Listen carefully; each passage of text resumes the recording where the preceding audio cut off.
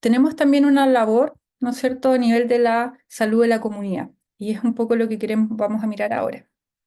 Como les decía, ¿no es cierto? La escasez de órganos, el trasplante de órganos es una problemática de salud pública, ¿no es cierto? El trasplante hoy en día nos permite salvar vidas, nos permite mejorar la calidad de vida de muchos pacientes, nos permite también reducir costos a largo plazo, ¿no es cierto? Y eso es un tema que a veces no nos gusta hablar y no nos gusta mencionar, pero sí es un tema relevante porque de esa forma nos permitiría, ¿no es cierto?, destinar los costos que hoy día estamos utilizando en cierto tratamiento y destinarlos quizás a otras labores o a otras patologías, no sabemos, ¿ya? Esto genera un impacto social que es súper importante, no solo para los pacientes que se logran trasplantar, sino también para las familias. Permite en muchos casos el retorno laboral de muchos pacientes, ¿no es cierto? O sea, que retomen su vida de forma relativamente normal.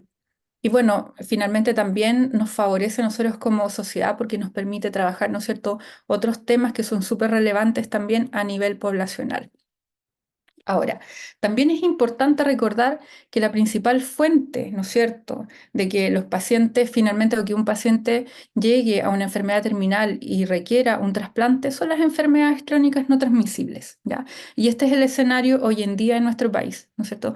Hoy día tenemos 12 millones de adultos sedentarios y tenemos 9 millones de los 19 millones de personas que somos, ¿no es cierto?, que tienen al menos dos enfermedades crónicas. Por lo tanto, si hoy en día los números, ¿no es cierto?, son como bien desastrosos, lo que se nos espera a futuro probablemente sea mucho peor. Y en ese sentido yo creo que es súper relevante, ¿no es cierto?, conocer esto como una base de problema, como empezar a trabajarlo también. Ahora, ¿cuál es la situación actual de nuestro país en relación al trasplante?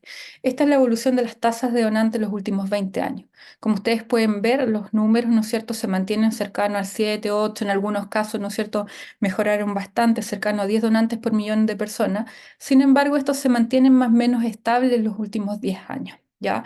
Pese a todos los esfuerzos que se han hecho a nivel de comunidad, ¿no es cierto?, a nivel de la sociedad, a nivel del ministerio, ¿no es cierto? Pero hay algo que finalmente no nos permite probablemente crecer mucho, avanzar mucho en este tema. Y es por eso que es tan importante abordarlo y abordarlo de la forma lo más integral posible. Ahora, en relación al número de donantes, como ustedes pueden ver, los números tampoco son tan grandes, ¿no es cierto? Las tasas de donantes tenemos el número de donantes acá son 170, 190 donantes por año, con alrededor de 500 trasplantes en el año, ¿ya? Por lo tanto, es una tasa bastante bajita y que, como les decía, se ha mantenido relativamente permanente en el tiempo.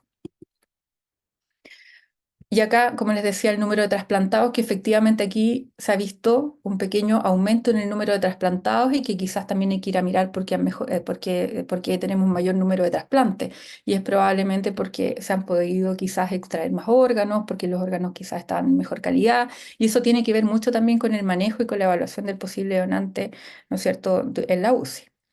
Ahora, ¿cómo estamos a nivel internacional? Como ustedes pueden ver acá en estas figuras, se pueden ver las tasas de donantes los últimos 3 años, ¿no es cierto? 2020, 2021, 2022, que es lo que está publicado hasta la fecha, ¿no es cierto? Seguramente en los próximos meses ya van a salir o se van a liberar los datos del 2023, pero podemos ver que nosotros que estamos acá abajito, perdón, estamos muy lejos de los países que más trasplantan, ¿no es cierto? O que tienen tasas de donación más altas, como Estados Unidos, España, ¿no es cierto? Bélgica, Francia, estamos por acá abajo. ¿Ya? ¿Y cómo estamos a nivel local? Si miramos los países de Latinoamérica, ¿no es cierto?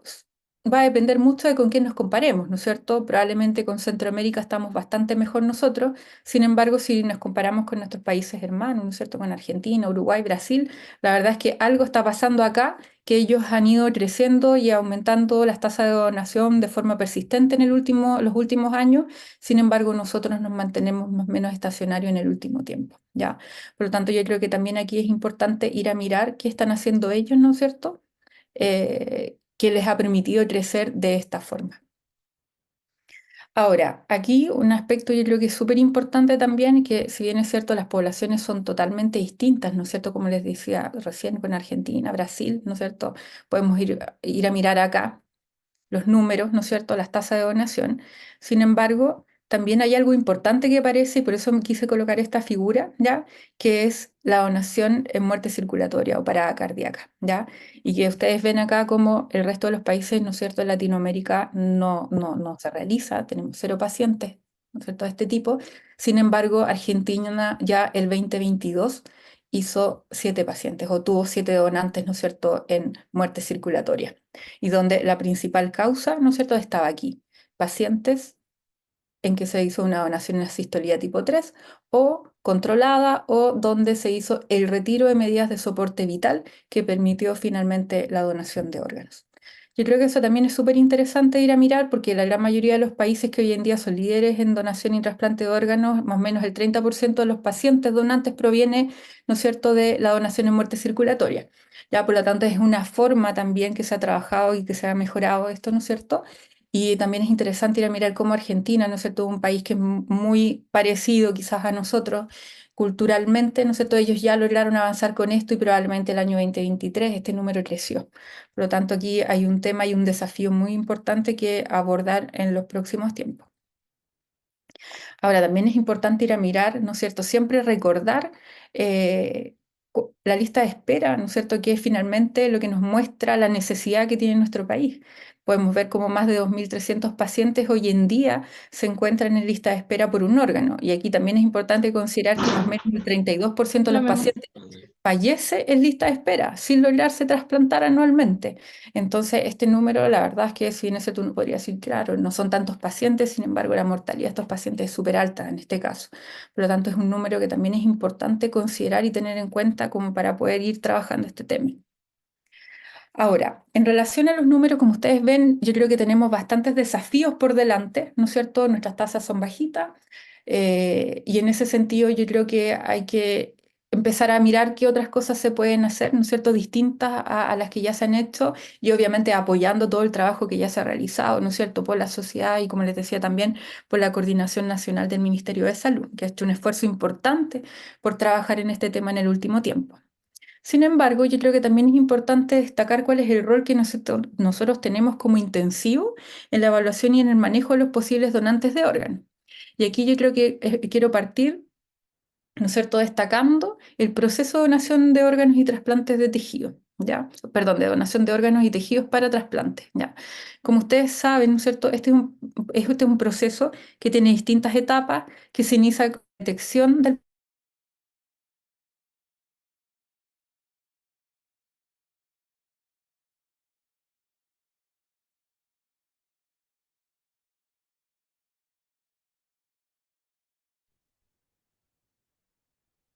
la gran parte del proceso de donación se lleva a cabo en la UCI.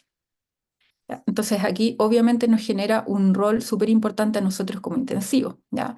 La mantención, ¿no es cierto? Todos los cuidados relacionados con el paciente y de esta forma permitir que éste pueda evolucionar a muerte encefálica y finalmente se puedan procurar los órganos para trasplante. Tenemos un rol importante en la detección, ¿ya?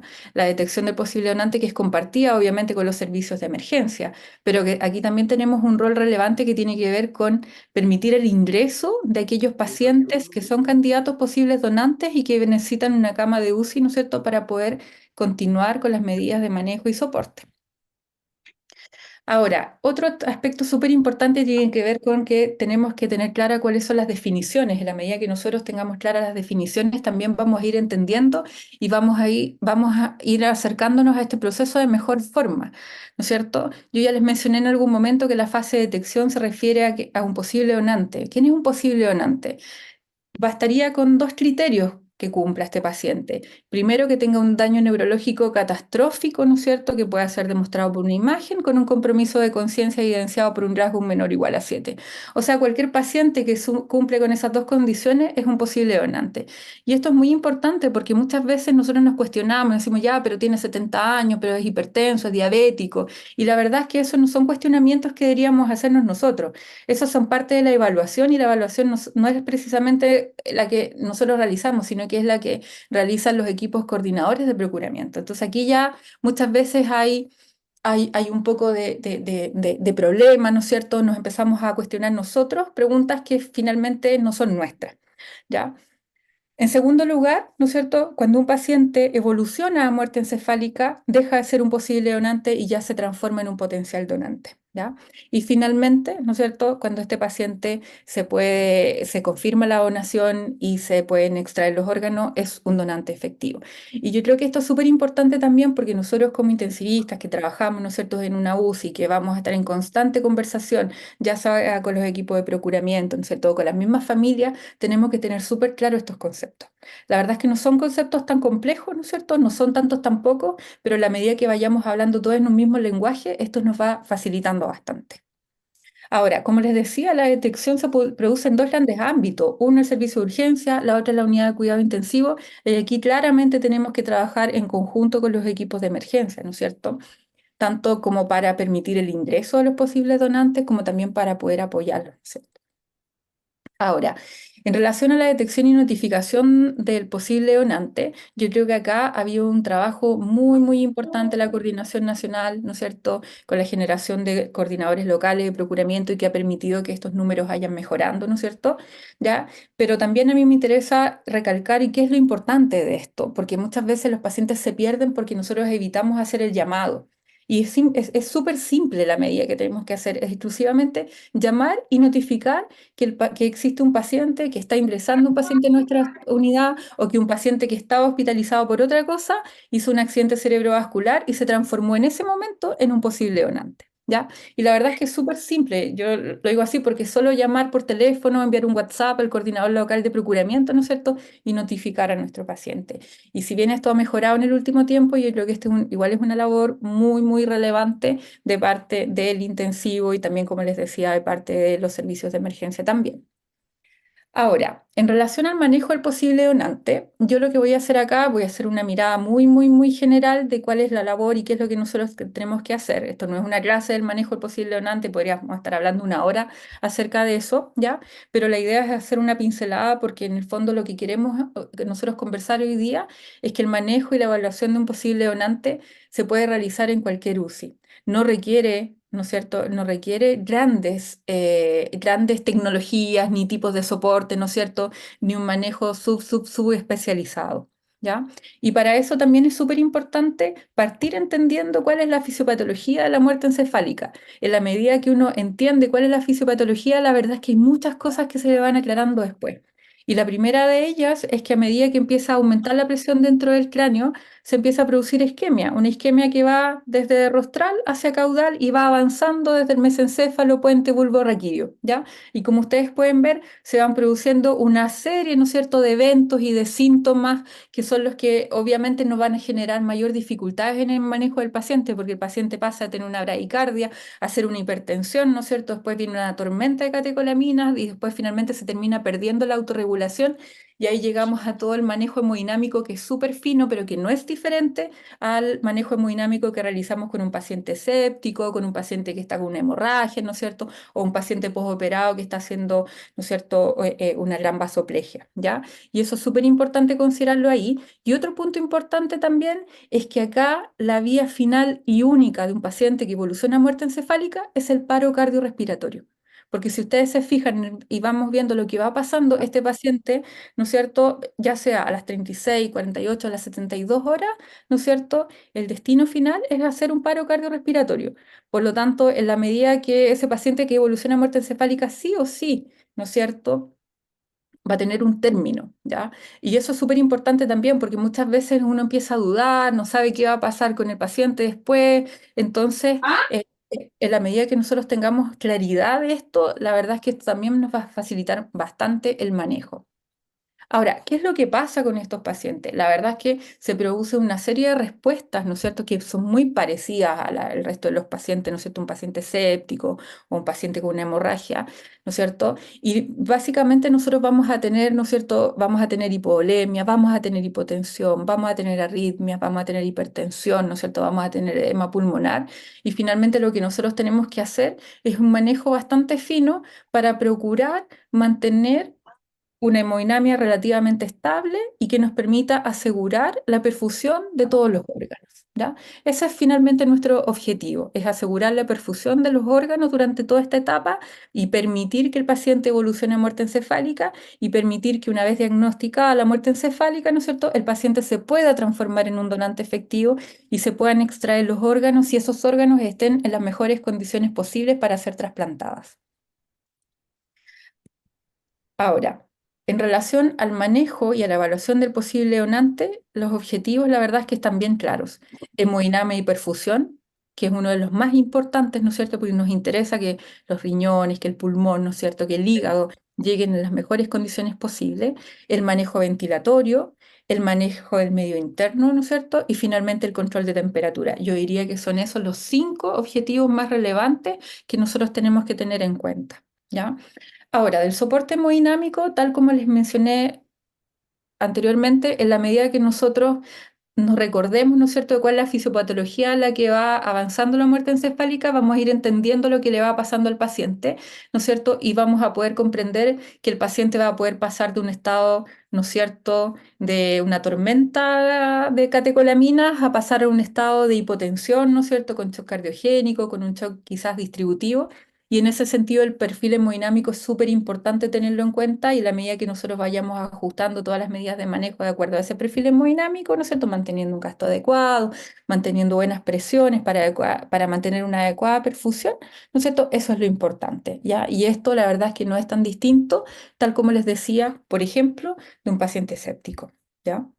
Por otra parte, los fluidos, ¿ya? Y aquí probablemente, ¿no es cierto?, siempre existen y surgen muchas dudas, ¿no es cierto? Tengo que mantener una cantidad importante de fluidos para mantener una buena función renal. Sin embargo, viene el cuestionamiento, ¿no es cierto?, ¿qué pasa con los pulmones? Y aquí la verdad es que la recomendación es una fluidoterapia o objetivos de fluido, ¿no es cierto? La verdad es que más bien restrictivo y esto se ha estudiado bastante, ¿no es cierto?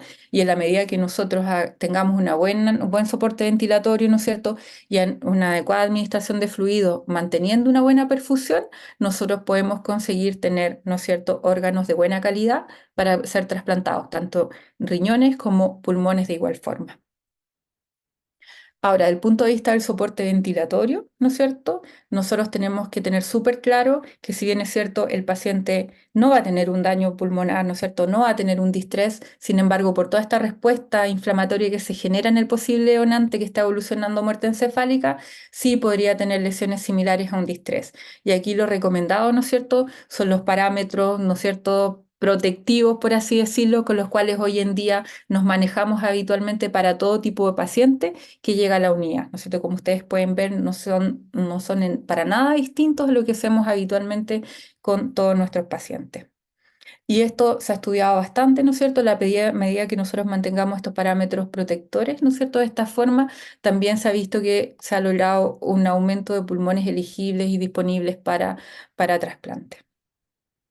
Del punto de vista de medio interno o control endocrinológico, metabólico, que siempre esto genera también mucha duda, la verdad es que si lo vamos simplificando, ¿no es cierto? Sabemos que va a haber una destrucción de los núcleos hipoficiarios, por lo tanto vamos a tener problemas a nivel de la vía del cortisol, ¿no es cierto? A nivel de la vía de la tiroides, ¿no es cierto? Y a nivel también del ADH. Y probablemente lejos la más importante tiene que ver con la última que mencioné, ¿no es cierto? Y que es la que genera diabetes insípida, ¿ya? Y esto es súper importante recordarlo porque finalmente es la que tiene tratamiento, es la que se produce con mayor frecuencia, ¿no es cierto? En este tipo de pacientes, alrededor de un 40% de los pacientes desarrolla diabetes insípida y es de la que nos tenemos que preocupar porque además nos genera otros conflictos, porque tiende a producir, ¿no es cierto?, hipovolemia relativa o algunos, cierto grado de hipotensión y hay que controlarla y manejarla adecuadamente.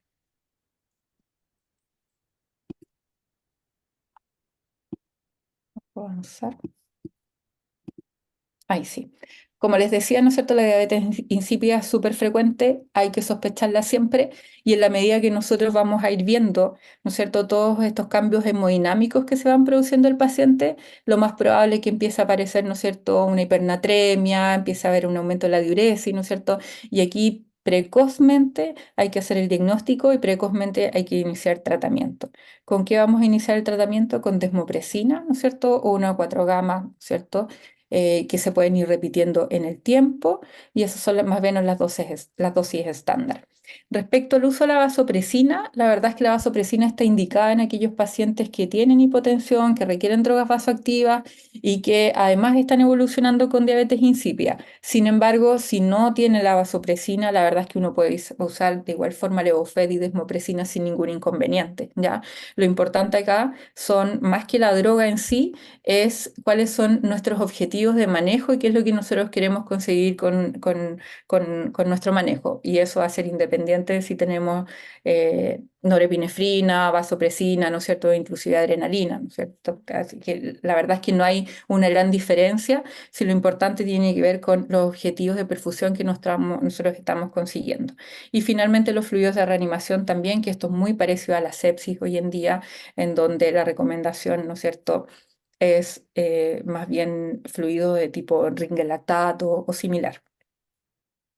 Ahora, otro tema muy importante y que quiero destacarlo, ¿no es cierto?, que tiene que ver con el manejo de la temperatura, ¿ya? Y acá nuestros pacientes van a evolucionar con hipotermia, ¿ya? Eso es fijo, ¿ya? Y esto es súper importante porque obviamente la hipotermia, ¿no es cierto?, genera daño y genera consecuencias en nuestro paciente. Sin embargo, también es importante porque nosotros necesitamos mantener una temperatura adecuada para hacer el diagnóstico de muerte encefálica, ¿ya? Y aquí nosotros tenemos un rol súper importante, que en cuanto al diagnóstico de muerte encefálica y a todos los estudios que se tienen que realizar para que un paciente se pueda transformar en un donante efectivo, todo es súper riguroso y muy riguroso y tiene que ser así y está muy bien que sea así. Entonces, la idea es que cuando nosotros llamemos al neurólogo, porque estamos sospechando que nuestro paciente evolucionó a muerte encefálica, ¿no es cierto?, no tenemos que esperar a que llegue el neurólogo y nos diga, oye, está con 35 de temperatura, no le puedo hacer el test de apnea, ¿ya? Entonces ahí empiezan las discusiones, pero ¿cómo no le vas a hacer el test de apnea? ¿Pero cómo? ¿Tan complicado? Y sí, tiene que ser así de riguroso. Entonces, en ese sentido, yo creo que este tema es súper importante y esta es una labor que es netamente nuestra del intensivo, de controlar la temperatura y mantener, ojalá, las mejores condiciones para facilitar el diagnóstico de la muerte encefálica, en este caso. Ahora, como ustedes pueden ver, ¿no es cierto? Hicimos una pincelada del manejo del posible donante, ¿no es cierto? Pero lo más importante que quiero destacar acá es que los principios generales del manejo en general no difieren de aquellos de cualquier paciente en la UCI. Y eso es súper importante destacar porque nosotros en nuestros pacientes siempre es manejo de la perfusión, ¿no es cierto?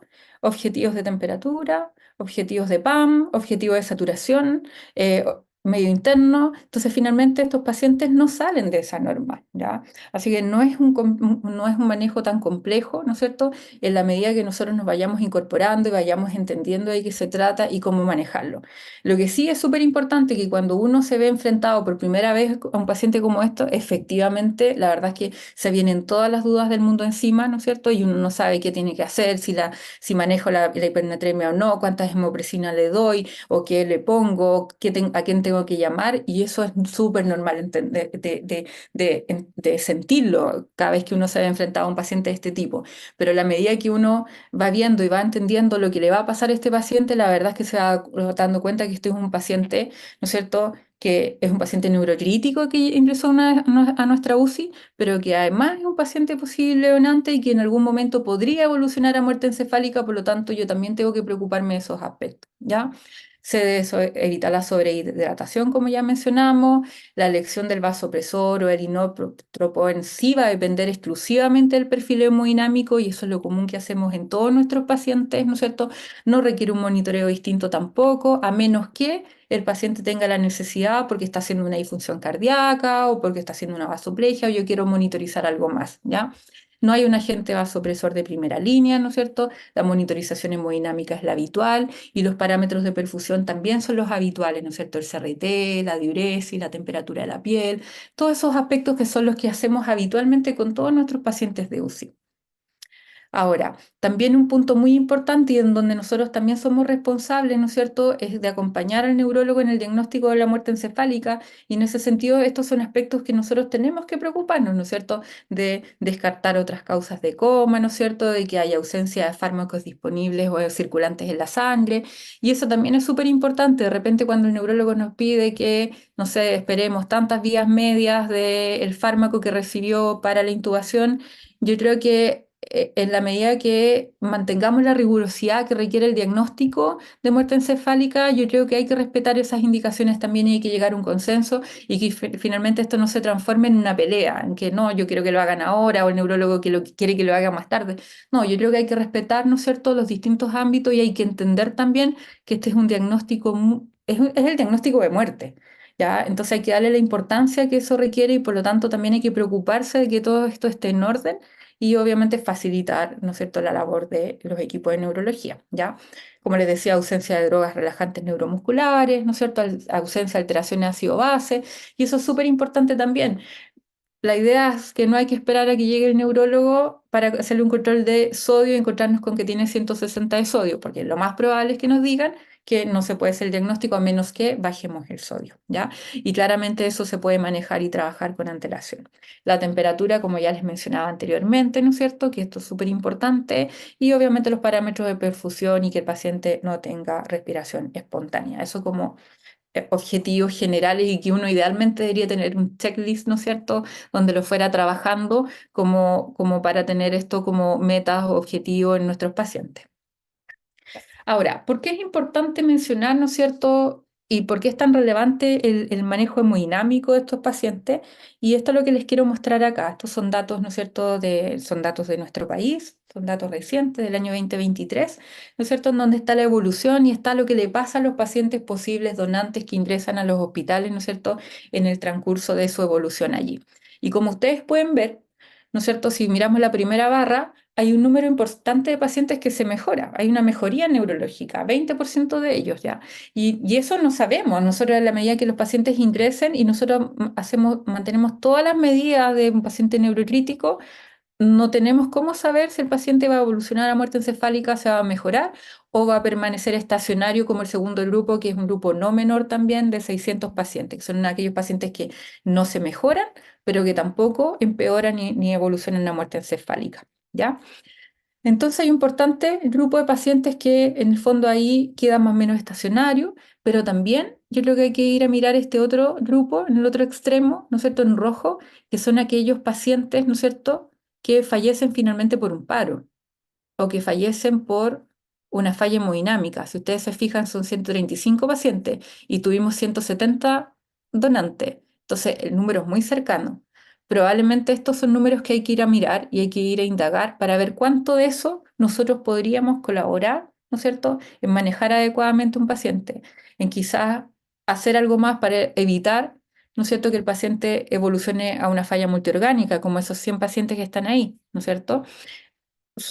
Estos son datos, yo creo que hay que mirarlo como eso, pero que nos dicen algo, que probablemente aquí hay un espacio de mejora de la cual nosotros podemos participar. Pero también yo creo que hay un número súper interesante que tiene que ver con esos 223 pacientes que fueron sometidos a una medida de adecuación del soporte vital, ¿ya? No sabemos si esos pacientes podrían haber sido donantes o no, porque probablemente se tomó la decisión de adecuación antes de que evolucionara a muerte encefálica, ¿ya? Y son más de 200 pacientes, o sea, son más del número total de donantes. Por lo tanto, también yo creo que ahí es un número importante que hay que ir a trabajar y a mirar quizás un poco más de detalle. Pero en términos generales, yo creo que lo importante de esta diapositiva es que aquí hay un espacio, ¿no es cierto?, para probablemente mejora, para trabajar, ¿no es cierto?, para trabajar en conjunto y ver cómo podemos colaborar para disminuir este número y que ojalá este número crezca por el otro lado y tengamos más donantes. Ahora, ¿cómo nos vemos nosotros enfrentados a la UCI a estos pacientes? Y aquí lo primero que surge es esto, y esto la verdad es que lleva bastante tiempo, ¿no es cierto? La donación de órganos como parte de los cuidados de fin de vida. Y yo creo que esto va muy en congruencia con los datos que les acabo de mostrar, ¿no es cierto? Aquí ya está súper claro y se ha venido trabajando hace mucho tiempo cómo la donación de órganos es parte de los cuidados de fin de vida, o sea, aquellos pacientes que van a fallecer en la UCI, ¿ya? Tanto es así como que se ha dicho y se ha planteado, ¿no es cierto?, que la donación de órganos forma parte integral de los cuidados al final de la vida. O sea, una vez que nosotros tomamos la decisión de adecuar a un paciente o limitar a un paciente, deberíamos preguntarnos si ese paciente es donante o no, ¿ya? Y como les dice ahí, debería ser considerado en todo paciente fallecido o en situación de fallecimiento inminente. Ahora, en ese sentido, nosotros habitualmente nos vamos a ver enfrentados a tres escenarios. El primero es el paciente que ingresa a la UCI y que puede evolucionar a muerte encefálica, ¿ya? Y como les decía, ¿no es cierto? Nosotros no tenemos una bolita de cristal como para decir cuál evoluciona, cuál no, cuál se mejora, ¿ya? Sin embargo, el manejo tiene que ser más o menos igual para todos. Sin embargo, lo que se nos pide a nosotros es que nosotros permitamos que ese paciente pueda evolucionar a muerte encefálica. Y el permitir significa hacer algunas cosas activas, que tampoco son tan complejas, como por ejemplo suspender la sedación. El hecho de suspender la sedación nos permite a nosotros, ¿no es cierto?, evaluar si el paciente permanece en coma, si el paciente es candidato o no a hacer un test de apnea. Y probablemente ese paciente también, no sé, ahí vamos a ver qué es lo que pasa desde el punto de vista neurológico. Pero esa es una de las cosas que uno debería hacer, suspender la sedación en la medida que ya se ha tomado una medida como, por ejemplo, no sé, el paciente no tiene indicación quirúrgica, o el paciente o se toma la medida de adecuación del soporte vital, ¿no es cierto? Pero eso es algo activo que nosotros podamos hacer. Y si uno se fija, tampoco es algo tan complejo porque no significa una medida de gran trabajo. Por otra parte, también nos vamos a ver enfrentados a aquellos pacientes que están fuera de la UCI, por ejemplo, en el servicio de emergencia, que llegaron con compromiso de conciencia, que parte de la reanimación incluyó la intubación y la ventilación mecánica, pero que finalmente después de la imagen, ¿no es cierto?, el equipo quirúrgico decidió que no tiene alcance quirúrgico o que el paciente no se va a operar o se toma una medida de adecuación en ese momento. ¿Ingresa o no ingresa a la UCI? Y ahí ya surge de inmediato una gran pregunta, ¿no es cierto?, que probablemente para algunos está más claro o para algunos quizás es más fácil, porque eso también depende un poco de los recursos con los que contamos, dónde estamos, de la presión asistencial a la cual nos vemos enfrentados. Y quizás el escenario más difícil tiene que ver con con aquel paciente que está fuera de la UCI, en la emergencia, por ejemplo, que llega con compromiso de conciencia, pero que aún no ha sido ni intubado ni conectado a ventilación mecánica. Entonces, se conecta, se intuba, ¿no es cierto? Si el paciente ya se evaluó y se dijo que el paciente está fuera del alcance quirúrgico, y probablemente estos son los escenarios más complejos y que nos van a generar más dudas y más inquietudes. Ahora, esto no nos pasa solo a nosotros, sino que esto ya han vivido todos, ¿no es cierto? Y es en ese sentido en que se han planteado, ¿no es cierto?, los cuidados intensivos orientados a la donación de órganos. Eso quiere decir que el paciente ya ingresa, ¿no es cierto?, siendo un posible donante y con esa intención. Y aquí esto ha generado mucha discusión, ¿no es cierto? El ingreso, tal como dice la pregunta acá, ¿el ingreso a la UCI está justificado? Entonces, lo primero que nos podría pasar es que no estamos seguros. Y podría ser una posibilidad. Y podría ser que alguien que esté muy convencido, quizás en un determinado momento tampoco esté tan seguro. ¿Y qué es lo que nos pasa acá? Esto puede ser frustrante para algunos profesionales. En la medida que tú sabes que el paciente no tiene pronóstico, puede que te genere frustración. En algunos les pasa que también existe el riesgo de instrumentalizar a los pacientes. Y dicen, no, yo no le voy a hacer nada porque yo no quiero que sufra, ¿ya? Y aquí es súper necesario llegar a un equilibrio entre la autonomía del paciente y el no dañarlo, que también es otra cosa que surge acá en esto y que también es generador de dudas, ¿no es cierto? Pero por otro lado, también es una oportunidad para el equipo de la UCI, expresa un alto nivel de profesionalismo, ¿no es cierto? Y pueda brindar a la familia la experiencia de un buen morir. Y eso se ve como algo muy positivo para los equipos de UCI, ¿no es cierto?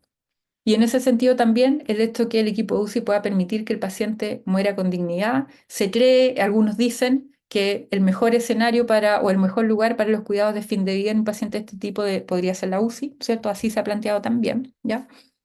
Y por otro lado también las incertidumbres. en los tiempos de espera. Eso genera mucha frustración en los profesionales, en la medida que uno dice, no, pero lo van a procurar en 2 horas. Eso no es así, van a pasar 6, van a pasar 8 horas, van a pasar 10 horas y quizás eso también genera ansiedad y no solo en los equipos tratantes, sino también en la familia, en la medida que no lo tenga claro, obviamente, pero en la medida que uno les vaya comentando la realidad, ¿no es cierto? Y le va ya dando datos más concretos, la verdad es que eso va facilitando también la comprensión.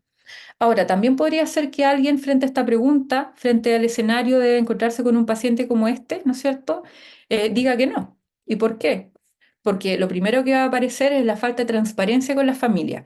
¿Cómo yo no le voy a decir a la familia que en realidad el paciente el pronóstico es malo, que se va a morir y que solo lo estamos ingresando para que sea un donante? ¿Ya? Y la verdad es que esto surge en las discusiones, ¿ya? Y es válido, y probablemente aquí valga la pena cuestionarse, ¿no es cierto? Si la familia tiene que saber desde el principio, ¿no es cierto?, que el paciente su pronóstico es malo y que está ingresando a la UCI porque podría ser un donante, ¿ya? Y esto es algo de lo cual hay que conversar, ¿ya? El uso de recursos limitados. También nos podemos ver enfrentados, ¿no es cierto?, a situaciones. No todos los centros son los mismos, no todos los lugares funcionamos con los mismos recursos y esto también es importante considerarlo, ¿ya? Por otra parte, nos podemos ver enfrentados a este escenario en que inclusive nosotros frente a un paciente que tenga también un mal pronóstico, por ejemplo, no sé, un paciente añoso con una neumonía y que sabemos que tiene un mal pronóstico, vamos a preferir ese paciente porque tiene fines terapéuticos. En cambio, en este otro no se va a mejorar, ¿ya? Y también podría ser válido plantearse esto como una pregunta o una opción porque no hay un marco legal que sea universalmente aceptado también, alguien podría decirte eso, ¿ya? Y también es válido discutirlo y plantearlo, y porque también hay algunas cuestiones éticas que surgen acá, como por ejemplo, estoy respetando el principio de autonomía del paciente, sin embargo, la beneficencia no es para el paciente, sino que es para otros. Y alguien también podría surgir eso, ¿ya? Como les digo, todas estas son preguntas que pueden surgir y las podemos plantear cada vez que nos veamos enfrentados a situaciones como esta, pero a la medida que las vayamos conversando y que las vayamos dilucidando, también nos van a ir ayudando en nuestra práctica diaria también. Y finalmente, ¿no es cierto? Yo creo que si el ingreso a la UCI está justificado, yo creo que sí. ¿Y por qué creo que sí? ¿No es cierto? Porque el entorno de UCI puede ser propicio para los cuidados de fin de vida, en la medida, ¿no es cierto?, que nosotros también tenemos eso como una opción, porque permite la donación de órganos. Y yo creo que eso es súper importante, en la medida que nosotros podamos trabajar en esto que era tan importante, que es un tema de salud pública, que nosotros podamos contribuir a esto, ¿no es cierto? Nosotros que tenemos que también poner esto como en nuestro norte y olvidarnos solo de la patología del paciente crítico, sino que también pensar, ¿no es cierto?, en este otro ámbito que es más bien a nivel de la comunidad en general, porque se pueden tomar medidas de limitación que podrían evitar los casos de estado vegetativos persistentes. Y la verdad es que esto se ha estudiado. Los pacientes que ingresan a la UCI, ¿no es cierto?, están menor tiempo hospitalizados que un paciente por una patología normal, porque las decisiones se toman antes. Y el paciente que no evoluciona a muerte encefálica, ¿no es cierto?, más o menos su estadía en UCI es de 3,5 a 4,5 días aproximadamente, porque cuando ya ven que no evoluciona, se toma una medida de adecuación. Y ahí también se da origen, por ejemplo, en otros países, a la donación en muerte circulatoria, porque es rentable para el sistema de salud.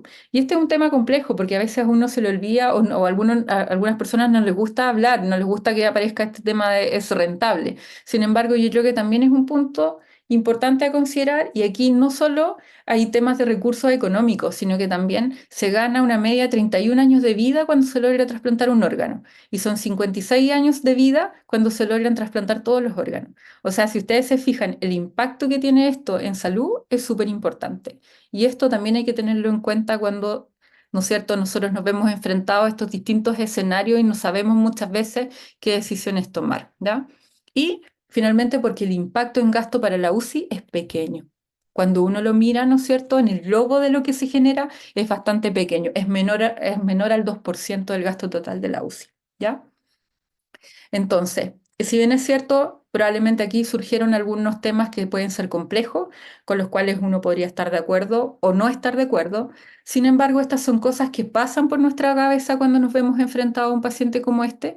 Yo creo que muchos de nosotros, Cuando nos hemos visto enfrentados a un paciente de este tipo, hemos tenido temor, no hemos sabido cómo enfrentarlo, nos ha generado dudas de qué hacer, de cómo nos vamos a comunicar con la familia, y la verdad es que eso genera mucha angustia, y probablemente eso también incide finalmente en que uno termine notificando no, o que uno termine permitiendo que el paciente evolucione a muerte encefálica. Entonces, esto no es solo un tema técnico, de decir tengo que manejar al paciente de esta forma, sino que también significa comprender todo este otro aspecto, ¿no es cierto? Y todo este otro escenario de las cosas que nos pasan a nosotros, ¿no es cierto?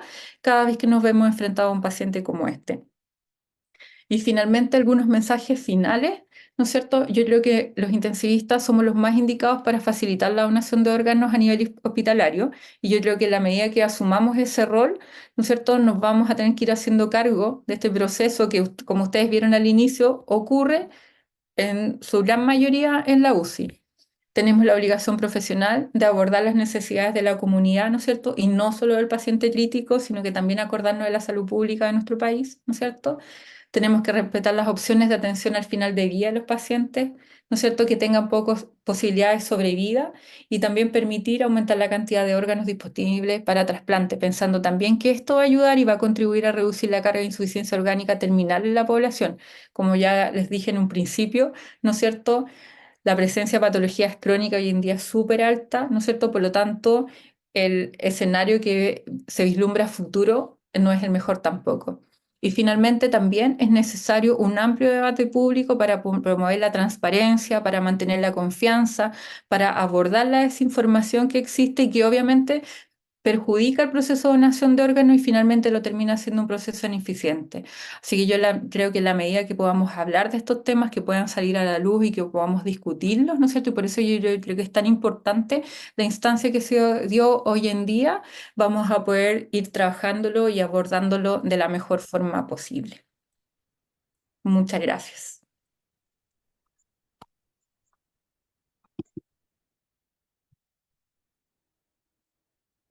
Muchas gracias, Magdalena, por tu clarísima presentación, muy amigable además en términos del lenguaje usado, que me parece que además es extremadamente importante en situaciones como esta. Así es que muchas gracias de todas maneras. ¿No se escucha? Escucha bajito. Ah, espera, es que le bajé el volumen. ¿Mejor? ¿Ahí mejor? Ya. Sí, mejor. Decía que es muy importante el uso del lenguaje adecuado para referirse a cosas que son extremadamente delicadas, porque las palabras hacen mucho en este contexto. Así que muchas gracias, Magdalena, por tu presentación, y los invitamos a preguntar, ya sea a través del chat o si alguien se anima a levantar su manito y le cedemos la palabra.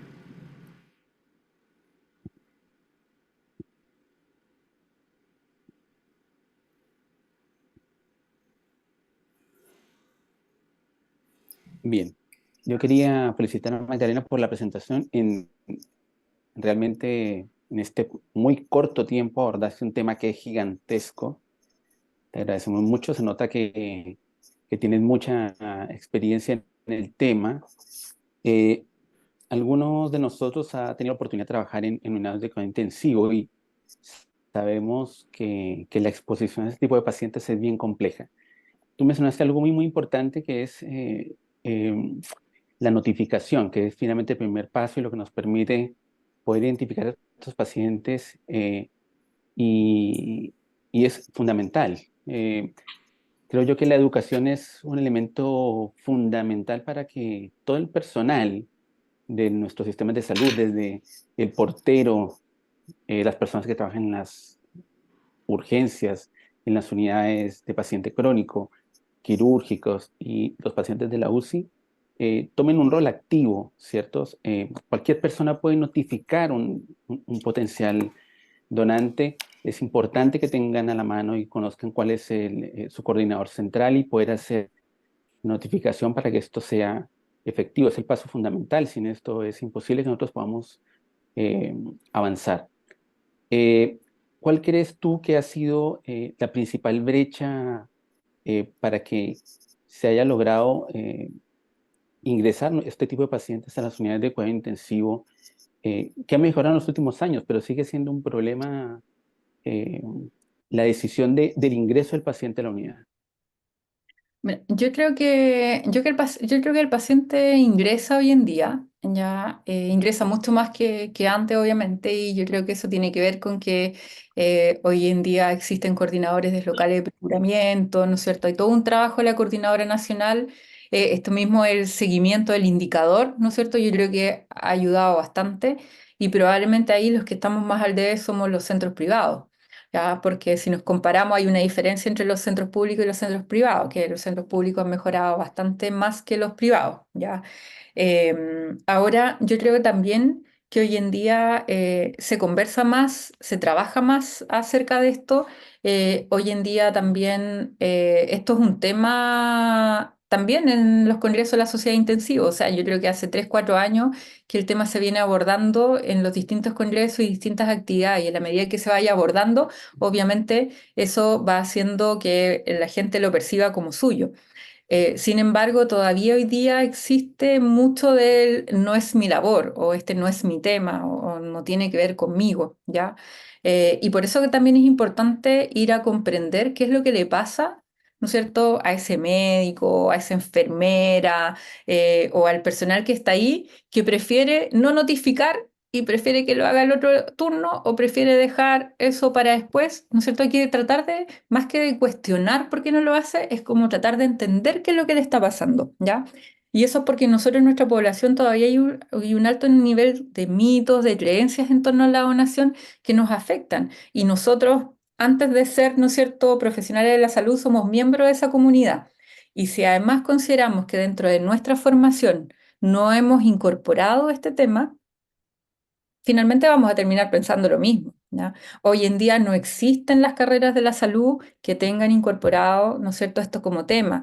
Muchas veces son instancias, ¿no es cierto?, que depende de una persona que lo incorporó, que hizo una charla, que hizo una clase, pero si vamos hoy día a revisar los currículum, no está formalmente incorporado ningún currículum de formación, ni de medicina, ni de enfermería, ¿no es cierto?, ni de ninguna de las carreras de la salud. Probablemente donde se ven enfrentados los médicos es cuando están haciendo el posgrado. El cirujano que le va a tocar ir a procurar recién se está enterando, ¿no es cierto?, del proceso de procuramiento. Probablemente al de medicina interna jamás lo va a ver hasta que llegue a hacer un turno a la UCI, ¿ya?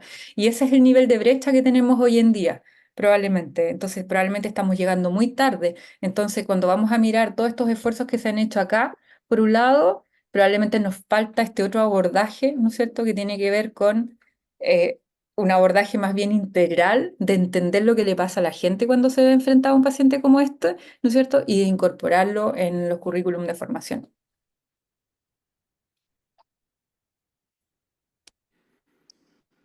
Qué bueno que tocaste ese punto, porque hemos venido levantando esa alarma hace bastante tiempo. Hemos tenido como sociedad de trasplante quizás la gracia de que en la medida en que hemos ido a regiones también los estudiantes están muy interesados, pero las universidades siguen sin incorporar esto curricularmente tampoco. Quizás a nosotros nos ha faltado algún tipo de insistencia respecto del tema o de ser más llanos para poder acceder a las peticiones que las universidades nos hacen a veces de poder ir a conversar sobre este tipo de tópicos a sus alumnos. Y yo quería rescatar un término que dijiste a propósito de dos frases que eran permitir que una persona evolucione a muerte encefálica. Me parece súper importante porque es una de las brechas que está en el Balance Scorecard del MinSal respecto de la pérdida de pacientes notificados que finalmente no se convierten en donantes efectivos porque no se permite que evolucionen, porque les hacen adecuación de soporte vital antes que eso suceda y finalmente se suspende el cuidado de... Eh, y facilitar el diagnóstico. Yo creo que lo que tú decías recién respecto de esto, y me parece muy importante esta cosa del abordaje humano de los equipos, porque es verdad que hay gente a la que le pasan cosas con esto que le impide tener algún tipo de acercamiento desde la fluidez del manejo. Y como tú bien decías, no es un manejo distinto que otro paciente neurocrítico grave. Entonces uno le cuesta entender por qué cuando no está detrás el concepto de que quizás se convierta en un potencial donante funcionan de una manera y por qué cuando está detrás del concepto hay otra manera de funcionar. Y eso implica que tenemos que sincerar el diagnóstico de los equipos de intensivo respecto de y empezar a hacer educación intrahospitalaria de manera muy importante a todos los grupos transversalmente, con palabras muy cuidadosas como las que tú utilizaste muy bien, y permitir que conversemos de esto una, dos, tres, 20, 50 veces, aunque suene repetido, porque finalmente es el paso inicial. Nosotros sin el intensivo no podríamos desarrollar ninguna de las actividades asociadas al trasplante que existen después. O sea, este posiblemente es el paso más importante de todos los pasos. Entonces, es fundamental que aunemos fuerzas como para poder trabajar todos juntos y así como ustedes en la Subsimi han permeado respecto de, uno de mis colegas muy queridos me decía por interno que se nos olvidó invitar a la sociedad de urgencia, pucha, es verdad, se nos olvidó, no, ni se nos ocurrió, pero es el próximo paso posiblemente Sí, porque en la urgencia se pesquisan y se sí, pierden muchos sí. potenciales donantes, entonces tenemos que abrirnos a que este tema se ventile y se converse con muchas otras sociedades científicas también. Hay una pregunta en el chat de Jennifer Medina, perdón Magdalena, que dice alguna recomendación para los equipos de UCI para el abordaje de las familias de los posibles donantes para disminuir la negativa familiar una vez que se realiza la certificación de muerte encefálica. Sí, mira, yo creo que ahí lo más recomendado siempre es la entrega de la información, ¿ya? La verdad es que esto se ha visto cómo la experiencia de la familia influye mucho en esto. Por ejemplo, una familia que ingresó, que nunca salieron a hablar con ellos, que nunca le contaron acerca del pronóstico, o que la información que le entregaron, no, no se preocupe, que va a estar todo bien, que se va a operar y se va a mejorar, ¿no es cierto? Tú le estás creando una expectativa y después la mañana siguiente vas y le dices que el paciente está en muerte encefálica. Entonces, ¿cómo? Imagínense lo que genera en ese paciente, si, en esa familia, si le dijeron que iba todo bien y que se iba a mejorar y 12 horas después le dijeron que estaba muerte encefálica. Entonces, la recomendación hoy en día, ¿no es cierto?, es ser claro, entregar la información correcta, hablar acerca del pronóstico, porque de esa forma uno también va de una forma preparando a la familia, ¿no es cierto? Porque ya se van haciendo una idea de la gravedad de la patología, pero por otro lado también se está generando un vínculo entre el personal de salud, ¿no es cierto?, y esa familia que genera confianza. Porque muchas veces lo que pasa acá es que hay gran nivel de desconfianza de la población acerca del proceso de donación. Y eso finalmente lo que termina haciendo que muchas familias terminen rechazando o terminen negándose. Ahora, como les decía, en algunos lugares se plantea, ojalá que esto uno debiera conversarlo desde el principio. Yo no sé, no tengo la claridad de qué será lo mejor hoy en día, de si hablar o no de inmediato de la donación o no, ¿ya?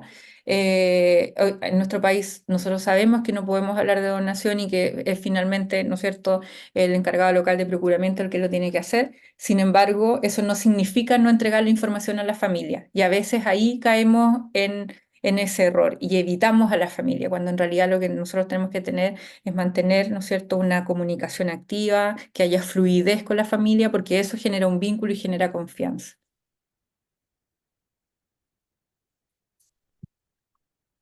Sí, tú dijiste al comienzo una cosa muy importante y es que la mayoría de los pacientes van a ingresar por una patología cualquiera a la unidad de Sí, cuidado intensivo.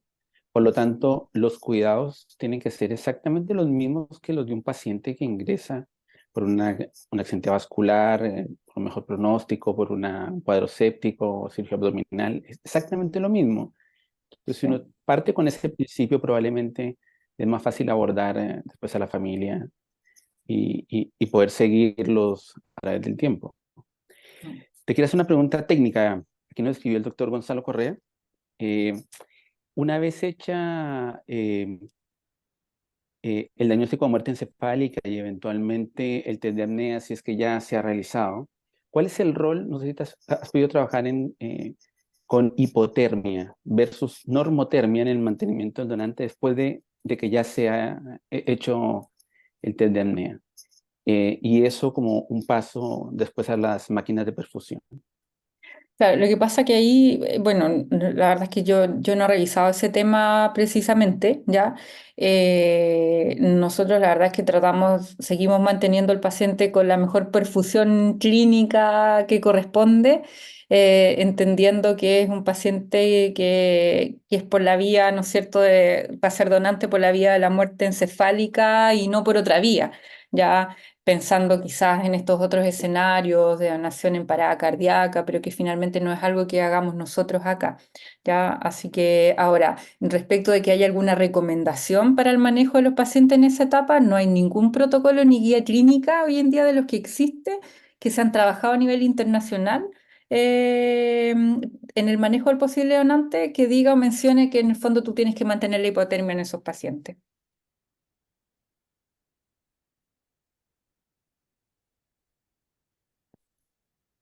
Bien, gracias. Yo creo que es una pregunta como para los cuatro. Eh, ¿Cuán factible se ve poder avanzar hacia eh, la donación, ¿cierto?, en parada cardíaca? Todos sabemos que no está en la norma, no está legislado. ¿Creen que es una posibilidad cercana a futuro? Eh, Mira, yo creo que hay que tenerla, yo creo que hay que trabajar en eso. eh, y me parece que es súper importante, ¿no es cierto?, poder abordarlo, sobre todo por la cantidad de pacientes que tenemos hoy en día que reciben una medida de adecuación del soporte vital y que podrían ser donantes por esa otra vía. ¿Ya? Entonces, si uno lo mira en términos de número, si uno lograra que al menos esa mitad de los pacientes que hoy día reciben una medida de adecuación, que eran más de 200, se transformaran en donantes, podríamos crecer de forma importante. ¿Ya? Así que yo creo que es algo que hay que abordar y que hay que trabajar en el tiempo. Pero yo creo que no hay que olvidarse que en el fondo lo primordial es optimizar la donación en muerte encefálica, ya como primer objetivo, ¿no es cierto? Y junto con eso tenemos que ir a buscar estas otras medidas, ¿no es cierto?, de tener donantes. Eso es al menos lo que yo creo y yo estoy convencida de que hay que trabajar en eso y de hecho por ahí estamos tratando de avanzar, ¿no es cierto? Pero también tenemos que ir abordando estos otros temas de las medidas de adecuación, de cómo se va a hacer, de cómo se va a lograr, ¿no es cierto?, trabajar con los equipos.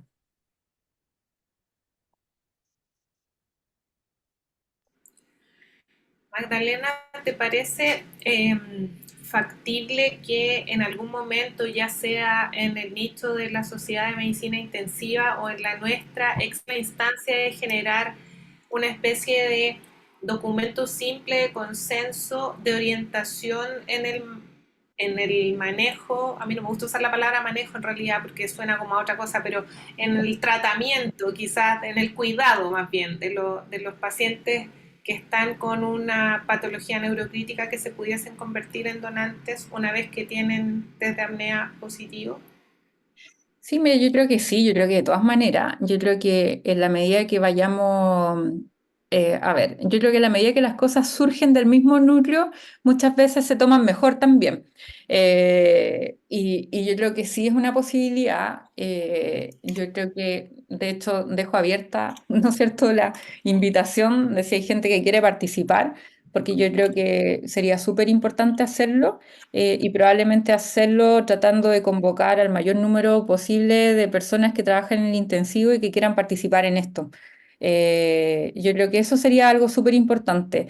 En la medida que se trabaje con gente de todos los hospitales, ¿no es cierto?, de todas las UCI, o al menos de, ¿no es cierto?, lograr convocar un buen número de personas, yo creo que sería muy bienvenido y sería totalmente factible de trabajar.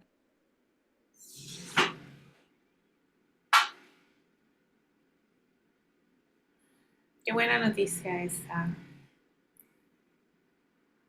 Ahora Eh, yo creo que nos igual, no sé, yo pienso que algo deberíamos hacer, esto ya un poco más, más de lo que yo pienso, así que algo deberíamos hacer para tratar de incorporar esto en las carreras de la salud. O sea, a mí eso me produce mucha frustración. Yo he intentado en mi universidad, yo les había contado, incorporar esto y claro, se toca, pero en una clase siento que no se aborda como debería ser abordado. ¿ya? Y me pasa que cuando uno presenta estas iniciativas a nivel universidad, en la universidad se toman, como que, como que está la idea, pero en el nicho de la medicina no, no está. Entonces, creo que ahí hay que buscar alguna instancia, no sé si llegar a la Academia de Medicina, ir a la Sofamed, no sé, buscar algún recurso, pero yo creo que de alguna forma hay que lograr entrar en las carreras de la salud. Puede ser, fíjate, porque la Academia de Medicina ahora está trabajando un documento a propósito de la incorporación de contenidos de humanización o del abordaje humanista de la salud, porque efectivamente en la formación hay muy poco contenido humanista, siendo que nosotros en el fondo tenemos que relacionarnos de manera humana con las personas a las que cuidamos. Entonces, quizás podría ser una muy buena instancia hacer un planteamiento formal desde ahí, podríamos hacerlo unidos como sociedades, porque tú tienes mucha razón, esto es justamente lo que ejemplificaste, o sea, un residente de medicina interna se enfrenta a esto por primera vez cuando hace un turno intensivo, un interno no entra al intensivo, por lo tanto no tiene idea en el pregrado de qué se trata esto. Eh, a día de hoy en que cuesta más comunicarse, uno escucha con preocupación a veces cómo los residentes en general conversan muy en técnico con las familias. Hay una cosa que es muy de lenguaje sencillo, poco claro, la verdad. Y un cirujano en su beca de cirugía general no necesariamente se va a enfrentar a una cirugía de extracción de órganos si no pasa o no rota con un cirujano que haga ese tipo de procedimientos. Recién lo hace un cirujano de subespecialidad, siempre y cuando tenga afinidad por el tema. Entonces, efectivamente, la exposición a esto es extremadamente tardía en casi todas las carreras de la salud y en enfermería probablemente pasa un poquito lo mismo, o sea, en el cuidado de pacientes que tienen adecuación de soporte vital, yo creo que eso, primero, el término adecuación de soporte vital no está generalizado en el lenguaje médico aún. O sea, todavía existe la limitación del esfuerzo terapéutico más que la adecuación de soporte vital. Entonces, a eso me refería yo con esto del cuidado del léxico, porque la verdad es que es bien distinto hablar de manera más cariñosa sobre estas cosas porque el nivel de permeabilidad que puedes lograr es muchísimo mayor y no tiene que ver con suavizar el tema, no tiene que ver con enmascarar diagnósticos, tiene que ver con que tenemos que usar bien las palabras para referirnos a temas tan delicados e importantes como esto. Entonces, podríamos, nuestra presidenta nos tiene que dar el vamos para ver si nos unimos con ustedes para poder hacer quizá una solicitud a la Academia de Medicina para esto. Es una muy buena idea, la verdad. Sí, yo igual ahí quería contarles que yo este año hice un curso de donación de órganos para estudiantes de pregrado, ¿ya? Y fueron estudiantes de Derecho, de Diseño, de Medicina Veterinaria, de Arte, recibimos de todo. Un alumno de Medicina, ¿ya? El resto eran de todas las otras carreras. Y una de las cosas que me acuerdo mucho de lo que me dijo un alumno de Medicina, o sea, perdón, de Derecho de cuarto año, me dijo, doctora, si la gente supiera todo lo que hay detrás del diagnóstico de muerte encefálica no tendría ninguna duda.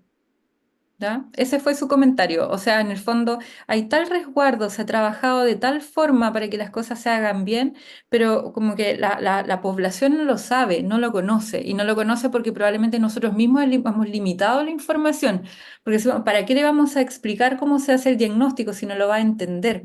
Y en realidad lo que necesita la gente es información para poder comprender qué es lo que se hace y qué es lo que pasa, ¿ya? Entonces, quizás ahí nosotros esto en esta aprehensión paternalista de pensar de cuidar en lo que le vamos a decir, muchas veces no entregamos toda la información y finalmente eso también contribuye a la desconfianza. Así es. Hay una pregunta respecto de cómo se ha trabajado en donación de piel y córneas en nuestro país. No sé si viene mucho al caso, pero no sé si quieres contestar tú, Marta. No, no sé si quería que ustedes, quizás, Giovanni. ¿sí? Bueno, tuvimos una charla acerca de donación de piel, ¿cierto? Una cosa muy importante tiene que ver con que el banco de piel con el que contábamos en la región metropolitana no está, así que terminó todo transfiriéndose a regiones y llama la atención que es el esfuerzo de un equipo de cirujanos los que han logrado echar un poco adelante esto de la donación de piel y el banco de piel y tejidos. Eh, en córnea no estoy muy al tanto, Jimena, no sé si... Quizás contarles que, a ver, cuando se hace la solicitud que ya no es solicitud, sino que la comunicación de donación, se supone que se solicitan órganos y tejidos, por lo tanto las familias debieran estar al tanto en piel, va a depender un poquito de en qué condiciones esté el paciente, pero se puede hacer donación de piel, pero ya aprendimos en el año pasado que la piel para injertos podría tomarse de un donante fallecido, pero quizás la piel de donante vivo en cirugías de contorno corporal funciona bastante bien para cobertura de grandes quemados y para permitir que después haya un injerto propio que prenda en una dermis que esté ya regenerada. Las córneas tienen la gracia de que se pueden extraer una vez que el paciente ya está fallecido, pero yo me he enterado de esto así por experiencia personal nomás. Por ejemplo, hay lugares que no tienen las soluciones para la preservación de las córneas como parte de su arsenal terapéutico. Entonces, quizás las coordinaciones locales de procuramiento también tienen que procurar ver como los insumos necesarios para que la donación de tejidos también se pueda llevar a cabo, no solo con la donación de órganos sólidos en pacientes que cumplen con los criterios de donación. Alguna vez, como anécdota, hubo que correr para encontrar un frasco de gotitas, que era lo que se necesitaba para que las córneas de un determinado paciente se pudieran conservar. Entonces, claro, esas cosas como pequeñas surgen en la medida en que se genera la necesidad de hacerlo, pero quizás hay que tomar las precauciones antes y quizás que cada coordinación local averigüe en su centro si es que cuenta con la forma de, primero, preservar y almacenar y exportar la piel hacia los centros que la van a conservar y misma cosa con las córneas hacia los centros que las van a conservar. Aquí alguien puso que piel y córnea se está haciendo en Talca, pero la extracción probablemente debiera ser transversal para todos los donantes de órganos y tejidos. Nosotros solemos omitir la parte y tejido, es un error nuestro, la verdad es que debería ser órganos y tejidos.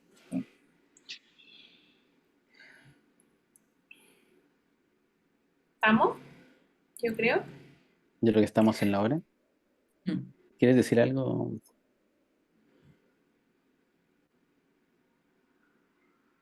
Nada. Bueno, la verdad es que estoy muy contento, me gustó muchísimo la presentación, espero que todos la hayan disfrutado como yo. Eh, es un tema muy, muy relevante. Creo yo que este tema que surgió al final de formar una comisión para hacer una guía está en el tapete. Nosotros vamos a ver dentro del directorio y nuestro equipo quién está interesado y yo creo que hay que echarlo a andar. Hay que ponerse fechas y sacar esto adelante. Es como la parte fundamental. Muchas La, gracias, Jimena. Gracias, Magdalena. Perdona, solo antes de terminar aquí me escribió la Cecilia Luengo, presidenta de la Sochimi, y me dice que sí, que vaya, que avancemos con esto. Así que estamos. Vamos, ok. Eso me escribió por Instagram. Y Perfecto. Cecilia es amiga de la Alicia, así es que Sí, muy más bien, fácil. muy bien, muy bien. Excelente. Muy bien. Entonces, gracias a los asistentes, hubo una nutrida asistencia el día de hoy. Personas de diferentes áreas, becados de todas las especialidades. Así que muchísimas gracias y buenas noches. Chao, Personas de muchas regiones, gracias. muy importante. Ujú. Tengan buenas noches. Sí. Gracias, Magdalena. Chao, nos vemos. Gracias. Chao, gracias.